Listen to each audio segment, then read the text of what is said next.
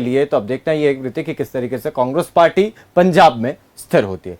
आगे बढ़ते हैं। लखीमपुर हिंसा मामले में सुप्रीम कोर्ट ने योगी सरकार को फटकार लगाई है और कहा कि सरकार के एक्शन से हम खुश नहीं और मामले में अब तक किए गए काम से कोर्ट संतुष्ट नहीं है। कोर्ट ने पूछा कि धारा 302 के आरोपी को पूछताछ के लिए अनुरोध क्यों किया जा रहा है, क्या सभी आरोपी से पुलिस इसी तरीके का व्यवहार करती है।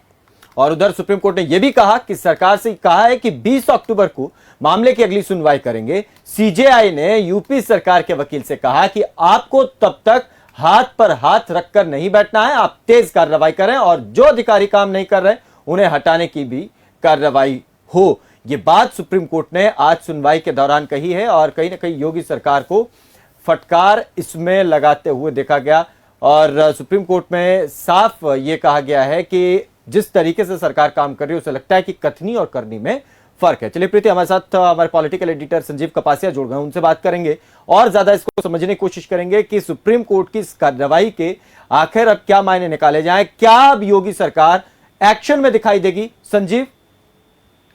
बिल्कुल, देखिए अरुण, जिस तरीके से लखीमपुर मामले पर पूरी तरीके से सुप्रीम कोर्ट सख्त नजर आया और उत्तर प्रदेश की जो सरकार और प्रशासन की कार्यशैली है उस पर सवाल खड़े किए। सुप्रीम कोर्ट ने यह भी पूछा क्या आप आरोपी आम आदमी होता तो उसके साथ भी इस तरीके का व्यवहार किया जाता जिस तरीके का व्यवहार प्रोटोकॉल आप इस समय आशीष मिश्रा को दे रहे हैं। उन्होंने ये भी कहा कि डीजीपी को साफ तौर पर निर्देश दिए कि सारे जो सबूत है उनको संरक्षित किया जाए, उनको इकट्ठा किया जाए। इसके अलावा वो लगातार इस बात पे भी सुप्रीम कोर्ट का जोर रहा कि उत्तर प्रदेश में जो अधिकारी काम नहीं कर रहे हैं, जो अधिकारी कार्यशैली जिनके संदेह के घेरे में है, उनको हटाने का काम करें।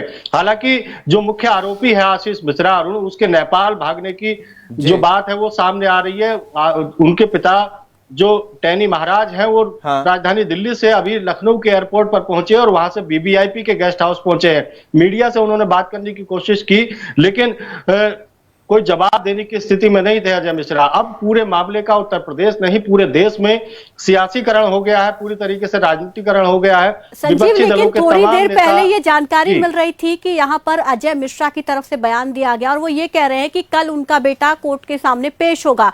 तो क्या माना जाए कि सुप्रीम कोर्ट की फटकार के बाद, सरकार पर बने दबाव के बाद अब उन्होंने ये आके ऐलान किया कि कल उनका बेटा पेश होगा, जबकि आज पेश होना था और आज पेश होने की वजह भाग गए।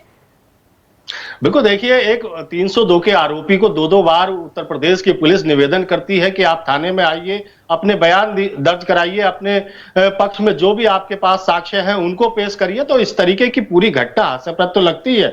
जब सुप्रीम कोर्ट स्वतः संज्ञान लेता है, हाईकोर्ट संज्ञान लेता है, उत्तर प्रदेश के विपक्षी दल सड़कों पर हैं, तो कहीं ना कहीं उत्तर प्रदेश की योगी सरकार को इसमें सख्त कार्रवाई करनी चाहिए, सख्त कदम उठाने चाहिए। हालांकि मुख्यमंत्री योगी आदित्यनाथ आज प्रीति एक निजी चैनल से बात कर रहे थे, निजी चैनल के प्रोग्राम में थे। उन्होंने साफ तौर पर कहा कि अजय मिश्रा के बेटे के खिलाफ किसी तरीके के साफ सबूत अभी तक प्रतीत नहीं होते हैं। यानी उत्तर प्रदेश सरकार की मंशा कहीं ना कहीं मुख्य आरोपी को बचाने की है। प्रीति, आखिरी सवाल ये आपसे पूछना चाह रहा संजीव कि सुप्रीम कोर्ट में कहा गया कि इससे ऐसा लगता है पूरी कार्रवाई से कि सरकार की कथनी और करनी में फर्क है, तो क्या इससे अब पूरे विपक्ष को एक बड़ा मुद्दा मिल गया सरकार के खिलाफ?